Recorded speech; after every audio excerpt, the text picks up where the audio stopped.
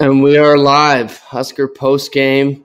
I'm Zach alongside Chris, and I've been waiting to say this for so long, and I'm finally get to say it. The Huskers opened up a can of whoop ass tonight and did a job. It was awesome to see. Initial thoughts, Chris?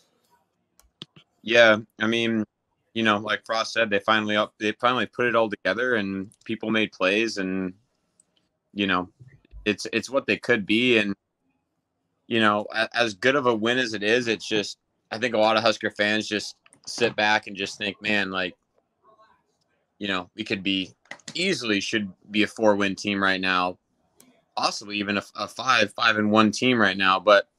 At the same time, those struggles in those games, that Illinois, those close losses, I mean, they push you to keep working hard and keep getting better, and then this is the product. So Nebraska needed to win today. The way they won, just solidifies, I think in everyone's mind, and hopefully in their own, that they can compete with any left on the schedule this year. Yeah, I think that's the important thing is that the way they won today is something because, look, that Northwestern team is inexperienced. They're not very good. I mean, it's shown throughout the year. Michigan State rolled over them. Every team has kind of had their way with them besides a couple bad teams that they have played. So that's not a good team. But anytime you beat a team by 49 in your own conference, I mean, it's about as impressive as you can get from that game. You had the rushing. You hit deep plays in the passing game. You also saw some of the progression passing game, pass blocking and run blocking.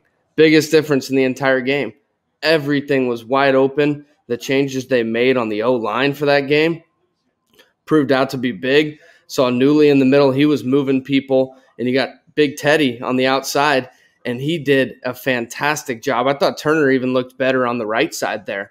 The pockets for Martinez were fantastic. That's something that you just don't see very often from this team in the Scott Frost era. And I think that it's shown that they're hammering out these issues they've had, and the team's starting to make those changes. And just like you said, and I know Greg said it last week when I was on here with him, the team is close. And when they put it all together, this is the kind of product you get. It really is.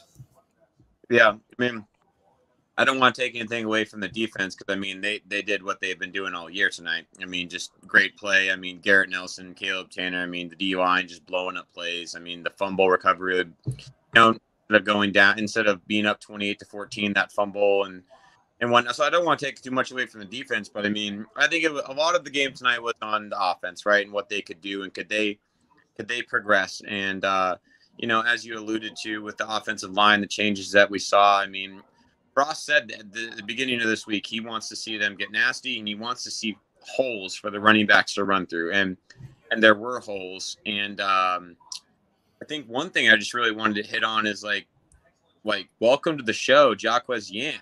I mean, holy crap! I mean, the dude is he's a fridge and just rumbling down the field. I mean, stiff arming dudes, and I mean, what a great asset to have at running back. But yeah, I mean, overall, I thought the offense passed the test tonight.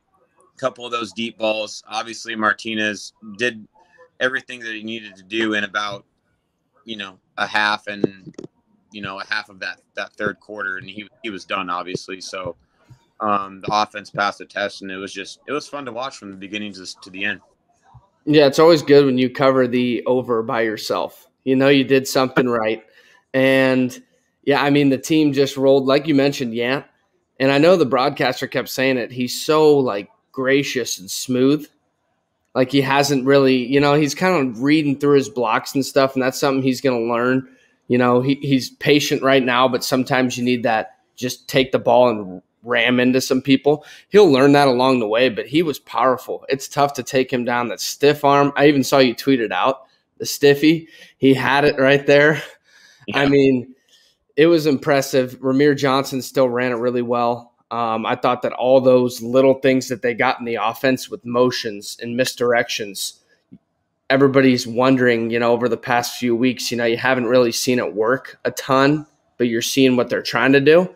And now when you see it all come together, because the O-line, the exterior blocks on the outside from the receivers and tight ends were actually done perfectly, now you see what happens. And everybody's been wondering, where's the Scott Frost offense? There you go. 680-something yards against a Big Ten opponent.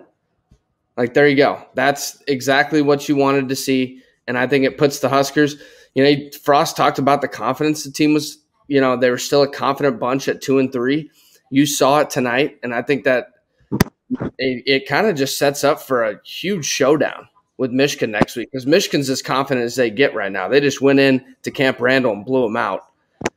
So it sets up for a big-time matchup.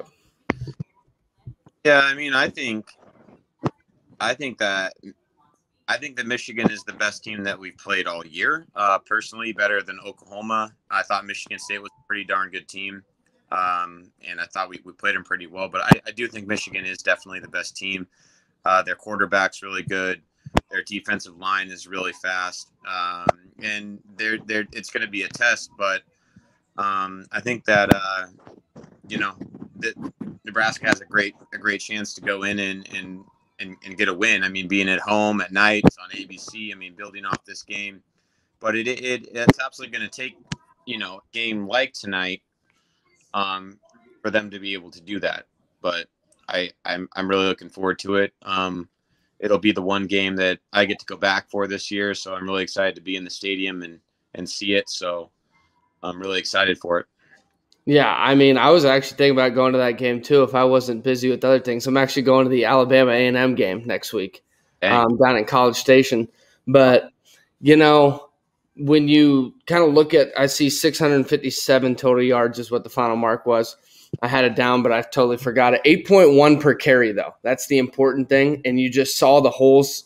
I mean, like I said, I think they ran behind that left side. They trusted them to be nasty in the opportunity that they got to start, and they showed it. They were just carving out everything.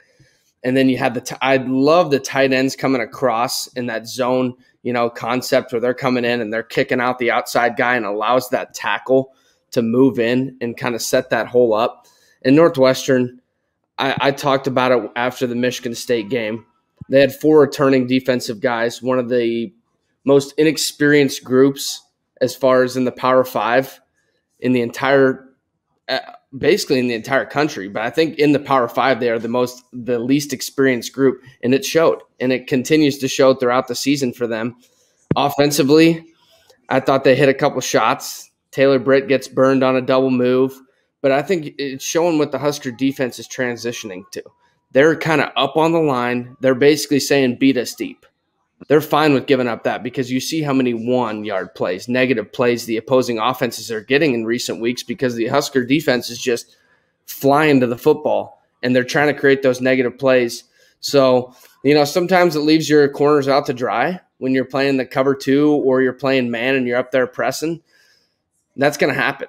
I mean, but you're fine with that with how much this defense has improved and been causing 3-and-outs, turnovers. They've just been doing it all. You saw pass rush tonight. Tanner and Nelson both have a sack. Doman has a sack. It's quite a sight to see, and it's really nice for Husker fans to see the product finally all work in one game, and that's the important thing. But I think you're starting to see the culture changes too, and just everything is starting to come together. Greg mentioned it last week with me. He said it's coming together. Just be patient with it, and I know Husker fans don't want to be, but it really is.